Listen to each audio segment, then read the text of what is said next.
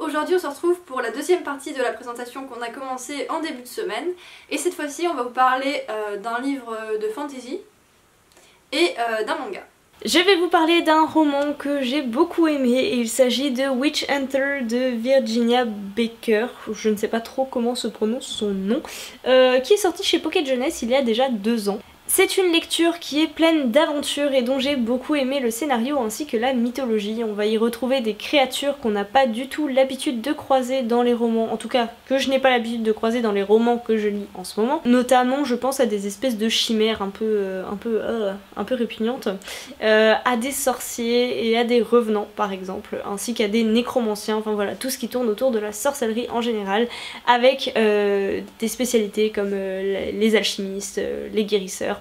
Et ça c'est quelque chose que j'ai beaucoup aimé parce que il y a quelques années j'ai lu L'Épouvanteur, voilà, donc qui tourne aussi un peu autour donc, des sorciers et des sorcières.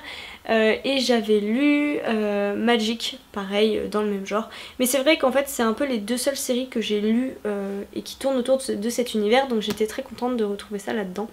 J'ai bien aimé parce que on va suivre une jeune fille qui a 16 ans qui s'appelle Elizabeth Grey et qui est chasseuse de sorcières.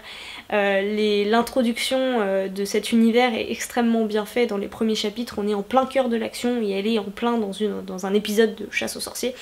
On la voit faire son métier et j'ai trouvé ça super sympa. Et ça change extrêmement vite parce qu'au bout de 2-3 chapitres elle est accusée de sorcellerie et est condamnée en fait à mort et donc doit se joindre aux sorciers pour survivre.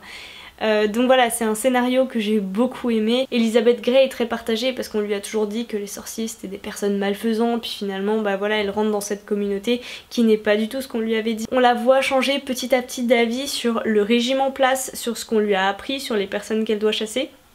Et j'ai trouvé que c'était super bien fait. J'ai pas trouvé qu'il y avait de lenteur ou de grosses pauses sur la mise en place et les explications concernant le régime en place, pourquoi est-ce qu'on chasse les sorciers, d'où est-ce que ça vient. J'ai trouvé voilà, que c'était vraiment très bien introduit. Donc au cours de ce roman, on va avoir droit à une jolie romance, sans surprise mais très bien faite. Une autre qui m'a un peu plus agacée, c'était facile à lire, vraiment très sympa. La fin est un peu particulière et j'ai trouvé qu'elle ralentissait le rythme. Enfin c'est pas vraiment un ralentissement mais on va dire que l'héroïne est plus ou moins absente, on va dire pendant un certain laps de temps et du coup le lecteur aussi. Donc c'est pour moi le petit bémol. Cela dit, comme j'ai beaucoup aimé, je pense me procurer la suite, puis en plus honnêtement j'aime beaucoup. Voilà, la couverture je la trouve trop belle et puis il y a plein de petits détails de ce type là à l'intérieur. Donc voilà, juste pour l'objet en soi qui est très beau, je pense que je me procurerai le 2 assez rapidement. Alors peut-être pas avant de partir, hein, parce que bon, ma palle étant ce qu'elle est, on va éviter quand même. Mais très prochainement en tout cas j'espère lire la suite. Je vais enchaîner avec un manga, donc c'est plutôt toute une série de mangas. Il s'agit de Darwin's Game avec Kasane. C'est mon manga préféré de cette année, de l'année prochaine et peut-être de l'année dernière aussi, je ne sais plus quand est-ce que j'ai commencé Kasane. C'est un seinen, donc le tout est sombre, légèrement sanglant sans être poussé trop dans le gore ou quoi que ce soit. C'est vraiment quelque chose que j'adore dans les mangas. Les dessins sont très beaux, oui, parce que pour moi, avec des personnages ni méchants ni gentils ou complètement méchants, mais quand même des personnages principaux qu'on va suivre, et avec des dessins très beaux. Parce que je n'aime pas les dessins qui sont trop gore ou comme les dessins de l'Attaque des Titans, ça je n'aime pas du tout. Et ceux-là sont vraiment super beaux. Regarde, je vous montre un exemple. Voilà. Ils sont très...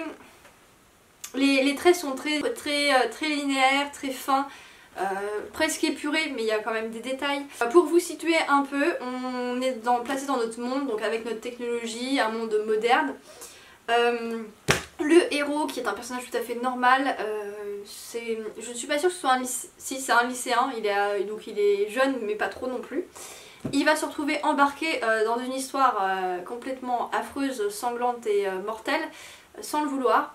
En fait, là-bas il y a un jeu sur mobile qui s'appelle Darwin's Game, qui semble un jeu tout à fait basique, tout à fait normal, avec des monstres qu'il faut battre et des niveaux qu'il faut monter, qui est en fait un jeu où les personnages, les personnes vont devoir tuer d'autres personnes réelles pour monter de niveau.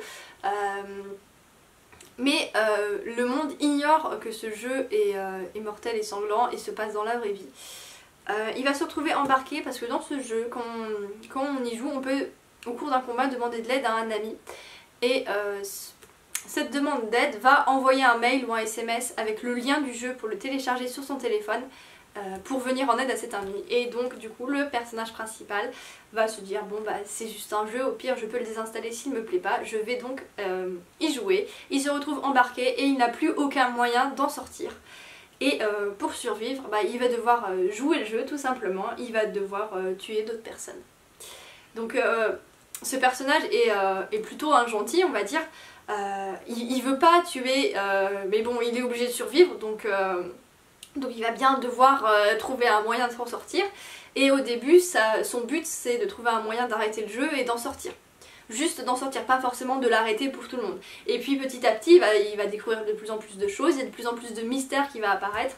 Il va également y avoir un fond historique puisque on a quelques indices au début qui pourraient nous faire penser que ce jeu remonte à la préhistoire. Même si à l'époque il n'y avait pas les mobiles ou quoi que ce soit pour y jouer, mais il devait certainement y avoir une autre façon de faire. Donc c'est un manga qui mélange la vie réelle mais aussi un peu de fantastique puisque les gens qui jouent à ce jeu vont se retrouver avec des pouvoirs spéciaux. Donc chaque personne va avoir un pouvoir particulier qui va l'aider à survivre. Hein, donc clairement c'est un jeu de survie. Ce que j'aime beaucoup également c'est qu'on a toute une palette de personnages complètement différents. Donc on a le héros qui est embarqué dans cette histoire, qui n'est pas réellement méchant, qui n'y joue pas pour tuer et massacrer du monde. Et il y a aussi des personnages complètement timbrés qui sont là juste pour tuer des gens, pour se battre, pour faire des exploits, etc. On a également une héroïne qui est complètement psychopathe. C'est tout à fait le genre d'héroïne qu'on retrouve souvent dans les seinen. Donc c'est une fille très belle, un peu mystérieuse comme ça, qui va intéresser le personnage principal, mais qui à côté de ça va être complètement cinglé et va juste avoir une soif de sang monstrueuse. Au fil des mangas, on va avoir des nouveaux personnages qui vont apparaître et qui vont rajouter de l'épaisseur à l'histoire et des éléments très intéressants. Il y a du suspense, il y a de l'action, c'est intense, voilà, c'est vraiment super, je le recommande pour les gens qui aiment les seinen. En plus à chaque fois on a une ambiance très différente, alors comme on peut le voir sur les couvertures, bah là les couvertures les unes des autres sont très différentes. Hop. Là je vous montre que les tomes suivants puisque c'est des tomes que j'emprunte à la bibliothèque, donc j'ai pas les premiers vu que j'ai lu il y a déjà un petit moment. Les couvertures donnent l'impression que le roman est très doux, très mignon, alors que c'est pas du tout le cas. Et puis il y en a certaines qui sont un peu plus violentes, voilà, comme celle-ci notamment. Pour l'instant, il y a une dizaine de tomes, il y en a 13, 14, 15, un truc comme ça, mais il est loin d'être fini, je pense. Et ce qui est très intéressant, c'est qu'il est plutôt organisé en cycle, donc c'est-à-dire que vers le 5e ou 6e tome, la première partie de l'histoire était finie, il y avait toujours des mystères non élucidés, mais en quelque sorte on pourrait s'arrêter là et ne pas continuer. Donc c'est quelque chose que je trouve très bien puisque des fois puisque la saga n'est pas finie, on ne sait pas quand est-ce qu'on aura la fin. Ça y est, c'est fini pour cette présentation, on espère qu'elle vous aura plu. Peut-être que vous avez déjà découvert ce roman ou ces mangas, n'hésitez pas à nous le dire en commentaire, on attend beaucoup vos avis. On vous souhaite à toutes et à tous de très belles lectures et on se retrouve la semaine prochaine pour une nouvelle vidéo.